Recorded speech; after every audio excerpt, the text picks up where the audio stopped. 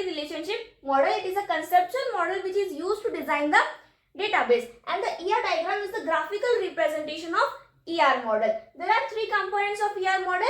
Entity is any real world object that can be uniquely identified and represented by a rectangle shape. Strong entity is an entity that has a primary key and does not depend on any another entity. And the weak entity is the entity which does not have a primary key and depend on another entity for its identification. Strong entity is represented by a single rectangle and weak entity is represented by a double rectangle. Okay. Second is the attributes. Attributes means the properties of an entity. Now there are many types of attributes.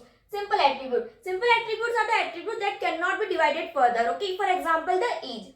Second is composite. Composite attributes are the attributes that can be divided further. For example, the name. Name can be divided in the first name, middle name, last name. Okay. Then the single value. Attribute that has only one value is called as a single value attribute. For example, the roll number. Second is the multi-valued. Multi-value attributes are the attributes that have multiple values. For example, the phone number, as one person can have multiple phone numbers, so therefore it has a multi-value attributes. And the attributes are represented by a oval shape. Multi-value is represented by a double oval shape. Next is the derived attribute. The attribute which can be derived from any another attribute. For example, the age. Age we can derive from the date of birth, so it is a derived attribute and it is represented by a dashed oval shape. Okay. Next is the key attribute. The attribute is the main identifier of that entity. Okay. It represents the primary key. It is represented by a oval with text underlined. Next is the null attribute. The attribute that may not have any values called as the null attribute. Our next component is the relationship. Relationship describes the relation between the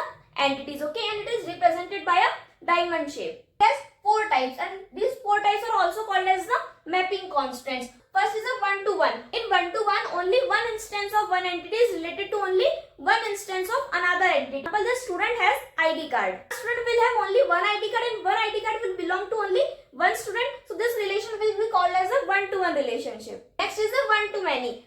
One entity instance related to many instances of another entity. For example, the teacher teaches student. So one teacher teaches many students. So it is a one-to-many relationship. Next is many-to-one relationship. This many instances of one entity belong to only one instance of another entity. For example, the student belongs to department. So many students belong to only one department. So it is a many-to-one relationship. Many-to-many. Many instances of one entity is related to many instances of another entity. For example, the student enrolls in course. So one student can enroll in many courses and one course belong to many students. So it will be a many-to-many relationship. I hope you clear with the ER model. Now if you want the full explanation of ER model, so detailed video link is available in the description box. You can check it there and also subscribe the channel for more such exam oriented concepts.